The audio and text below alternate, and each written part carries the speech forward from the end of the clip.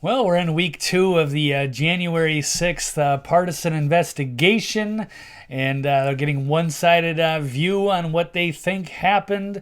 A lot of people disagree, including, of course, President Trump, who has put this out saying he demands equal time. It seems perfectly fair. If anybody gets to go on trial, you have your day in court, and both sides present evidence, except in this case, the committee is completely one-sided, and they don't want to show the other side of what might happen, because that would give you the more full picture. And they don't want that. They want to control this narrative and to make you think that Trump riled up his supporters to go, attack and storm the Capitol and go after and prevent the election from happening, and so that he could stay in power.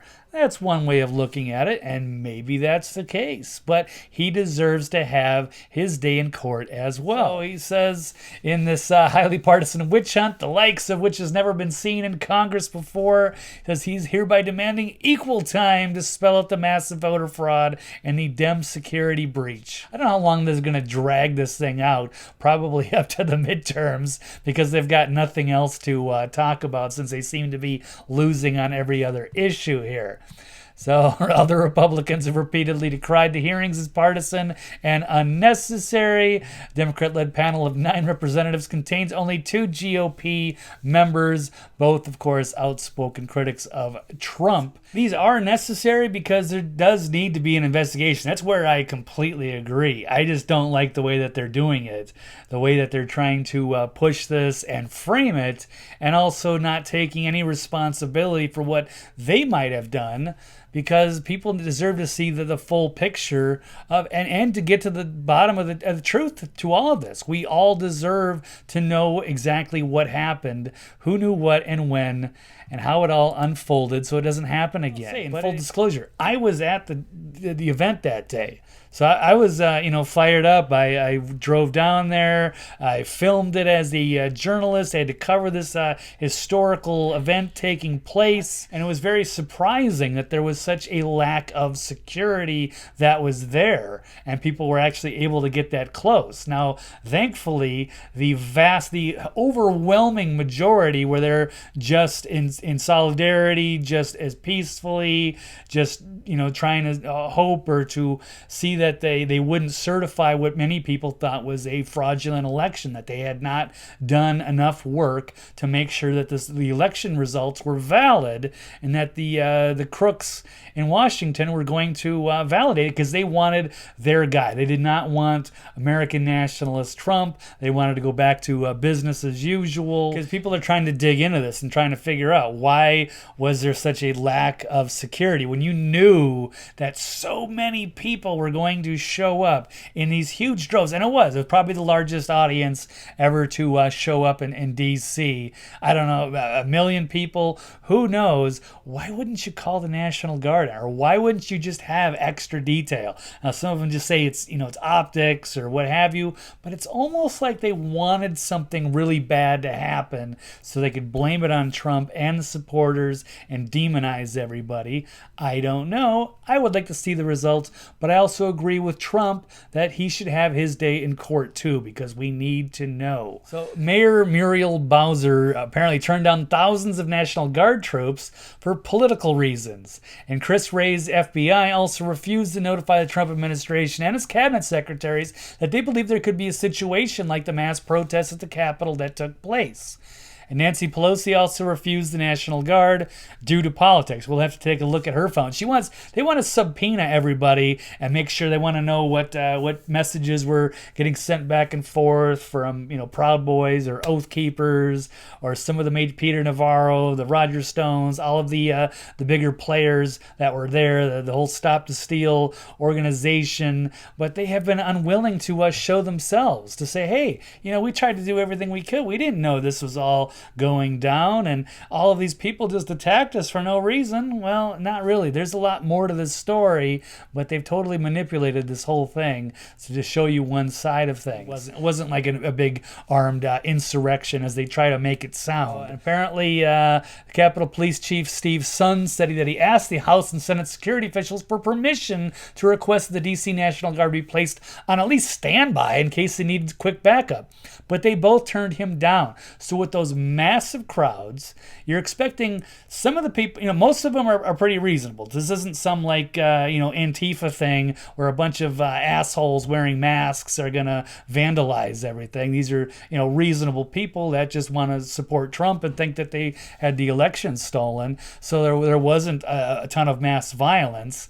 It could have been so much worse. But why wouldn't you why would you put the police in that position? It wasn't nearly that extreme, but I think people were just, game planning, strategizing over potential scenarios because they look at this as a coup against America. You're taking out the American nationalist Trump, and you're going to replace him with a lifelong swamp creature. So people didn't like that, and they were almost at a position where they would have done something desperate to prevent that from happening. And I guess they have a certain right to, but the thing is that they had all of this intelligence. They knew that this could potentially happen, so they had every reason to have the National Guard at least on a standby.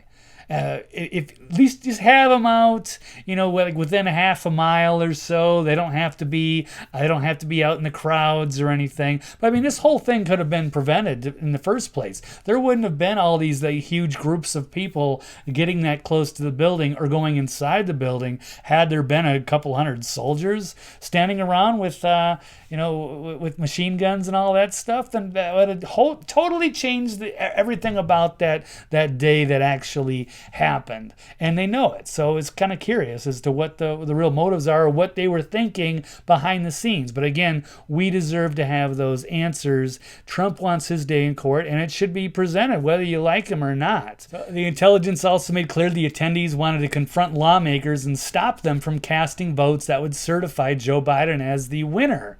And one specifically referenced Nancy Pelosi, saying, "I hope to be all up in her face before she can get to that meeting," one of the attendees wrote anonymously. It seems like a good reason. You'd think normally in a situation like that, with the highest level of security and potentially large angry crowds, you would try to do something to prevent anything bad from happening, but they did not.